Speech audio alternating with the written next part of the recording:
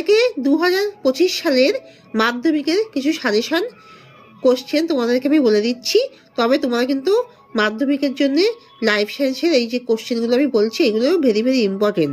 তবে তোমরা লাইফ সায়েন্সের বই সব প্রশ্নগুলির উত্তরই তোমরা ভালো করে পড়বে, তোমরা কোনো কিছুই বাদ দেবে না। তোমরা সব প্রশ্নের উত্তরগুলো ঘেটে ভালোভাবে পড়বে, ইম্পর্টেন্ট প্রশ্ন উত্তর সবই পড়বে, কিছুই বাদ দেবে না। তবে আমি কিছু সাজেশন দিচ্ছি। প্রথম অধ্যায় হলো তাহলে জীবজগতের নিয়ন্ত্রণ ও সমন্বয়।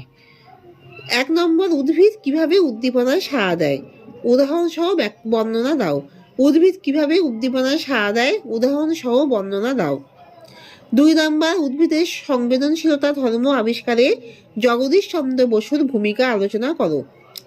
উদ্ভিদের সংবেদনশীলতা ধর্ম আবিষ্কারে জগদীশ চন্দ্র বসুর ভূমিকা আলোচনা করো। 3 নম্বরে, টপিক চলন কাকে বলে, টপিক চলন কাকে বলে, উদাহরণ সহ প্রধান 3 প্রকার টপিক চলন ব্যাখ্যা করো। উদাহরণ সহ প্রধান 3 প্রকার টপিক চলন ব্যাখ্যা করো। 4 নম্বরে, অক্সিজেনের প্রধান বৈশিষ্ট্যগুলো কি কি, 4 নম্বরে অক্সিজেনের প্রধান বৈশিষ্ট্যগুলো কি কি। 5 নম্বরে, অক্সিজেনের কার্যাবলী সংক্ষেপে লেখো।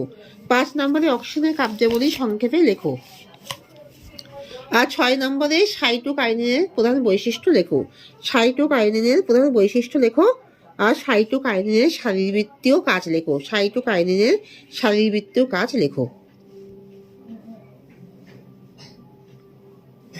তবে তোমরা কিন্তু প্রথম মধ্যে সব প্রশ্ন উত্তরগুলি ভালো করে মুখস্থ করবে, কোনো কিছু বাদ দেবে না।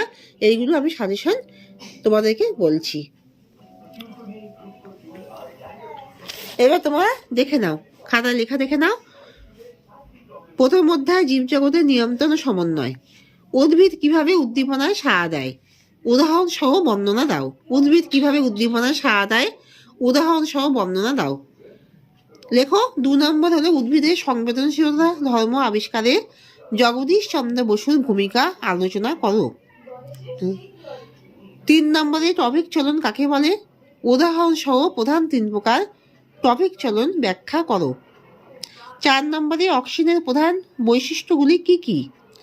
আর 5 নম্বরে, অক্সিজেনের কার্যাবলী সংক্ষেপে লেখো। অক্সিজেনের কার্যাবলী সংক্ষেপে লেখো। আর দেখো 6 নম্বরে, সাইটোকাইনিনের প্রধান বৈশিষ্ট্য শারীরবৃত্তীয় কাজ লেখো।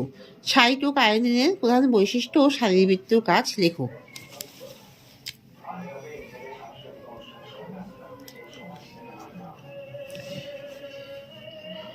এবার আমি তোমাদেরকে দ্বিতীয় অধ্যায় বলছি, জীবনের প্রবণতা। জীবনের